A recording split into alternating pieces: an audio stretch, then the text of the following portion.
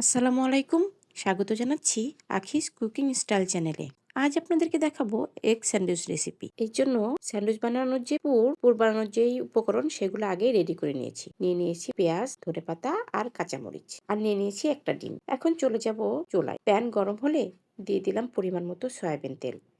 তেলটা যখন গরম হবে তখন দিয়ে দিলাম পেঁয়াজ আর মরিচ কুচি। পেঁয়াজ মরিচগুলো আমি মিডিয়াম আঁচে ভাজতে থাকবো। ভাজতে ভাজতে যখন পেঁয়াজগুলি নরম হয়ে এরকম পর্যায়ে আসবে তখন পেঁয়াজগুলো সাইডে সরিয়ে রেখে এই তেলে আমি ডিমটা ভেঙে দেব। এখন দিয়ে দেব স্বাদ মতো লবণ।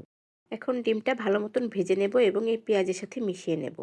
এই পেঁয়াজের সাথে ডিমগুলো সুন্দর করে ভাজা হয়ে গেলে দিয়ে দিলাম ধনেপাতা কুচি। ধনেপাতা কুচি দিয়ে 2-1 মিনিট নাড়াচাড়া করেই নামিয়ে নিব। এই তো পুরটা রেডি হয়ে গেল। এখন স্যান্ডউইচ বানানোর পালা। স্যান্ডউইচ বানানোর জন্য আমি নিয়ে নিয়েছি 2টা ব্রেড। ব্রেডের উপর এই পুরগুলা সুন্দরভাবে দিয়ে দিলাম। এরই ফাঁকে আমি স্যান্ডউইচ বানানোর যে মেশিন, সে মেশিনটা ফ্রি হিট করে নিয়েছি।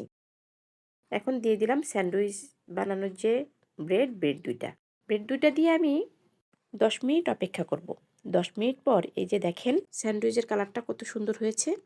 এই তো তৈরি হয়ে গেল খুব সহজ অথচ মজাদার এগ স্যান্ডউইচ। রেসিপিটি দেখার জন্য ধন্যবাদ।